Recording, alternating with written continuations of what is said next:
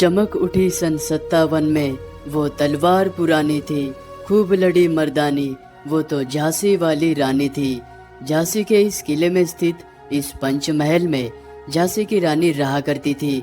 और इस किले में जो प्राचीन शिव जी का मंदिर है, यहीं पर पूजा करने के बाद झांसी की रानी इस वाले उद्यान में तलवारबाजी का अभ्यास किया करती थी। और ये वही जगह है, इसी जगह से झांसी की रानी अपने घोड़े बादल के साथ में और अपने नन्हे से पुत्र दामोदर राव को लेकर यहीं से रानी कूद गई थी। और रानी ने जिस तोफ को चलाने से मना किया था, उस तोफ के अंदर आज भी ये तोफ का गोला फंसा हुआ है।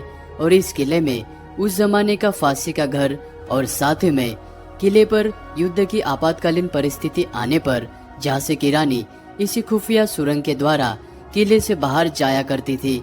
आज का हमारा सफर इसी झांसी रानी के किले का होने वाला है। अंग्रेजों ने इस किले पर आक्रमण करने के लिए पहाड़ी पर बने हुए कैमसन देवी के मंदिर के पीछे अपना डेरा डाला था। तब अंग्रेजों को मारने के लिए गुलाम गौस खान ने इस तोफ को उस मंदिर के दिशा में चलाया था। लेकिन महारानी लक्ष्मीबाई जी ने मंदिर को बचाने के लिए इस तोफ को तत्काल रोकने के आदेश दिए थे। इस कारण से ये तोफ का गोला उस जमाने से लेकर आज तक इस तोफ के अंदर ही फंसा हुआ है। तोफ को देखने के बाद थोड़ा सा आगे आते ही यहाँ पर आपको ये 2 मंजिल का छोटा सा मराठा शैली में बना हुआ मंदिर नजर आएगा, जो कि भगवान गणेश जी को समर्पित है। और अंग्रेजों का शासन आने तक महारानी लक्ष्मीबाई जी इसी मंदिर में नियमित रूप से पूजा अर्चना करने के लिए आया करती थी। गणेश मंदिर के पास में आपको ये 12 दरी नजर आएगी। महारानी लक्ष्मीबाई के पति राजा गंगाधर राव जी के द्वारा विशेष यह 12 दरी अपने भाई रघुनाथ राव जी के लिए निर्माण करवाई थी, क्योंकि उनको नृत्य और संगीत में बहुत ज्यादा रुचि थी।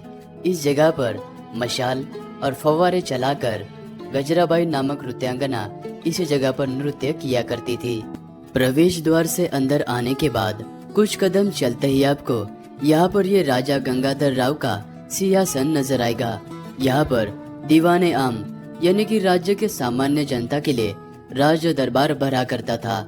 इसी जगह पर राजा सिंहासन पर बैठकर राज्य के आम जनता के प्रश्नों को और उलझनों को सुलझाया करते थे। राजा के सिंहासन के पास में आपको ये दीवाने खास यानी कि पूरे राज्य के खास मंत्री, सेनापति और पूरे राज्य का लेखा जोखा यही से चला करता था।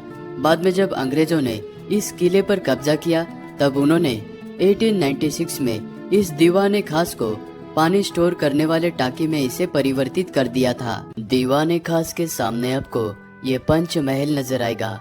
रानी लक्ष्मीबाई का विवाह 13 साल की वर्ष में सन 1838 में राजा गंगाधर राव के साथ में हुआ था। और विवाह होने के बाद राजा और रानी इसी महल में रहा करती थी। और 19 साल के आयु में रानी को एक पुत्र प्राप्त हुआ।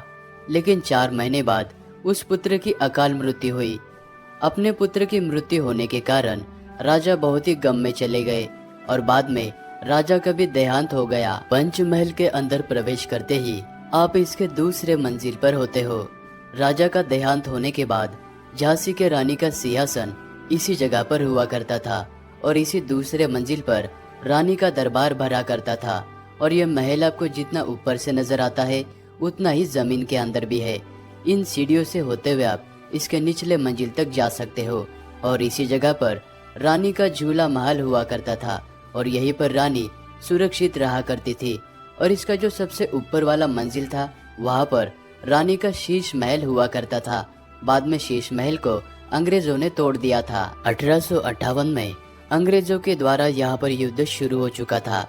तब मुख्य तोप चलाने वाले गुलाम गौस खान, खुदा बख्श और महिला सेना के सेनापति मोतीबाई, इन तीनों वीर योद्धाओं ने 4 अप्रैल 1858 में अंग्रेजों से युद्ध करते हुए ये वीर गति को प्राप्त हुए।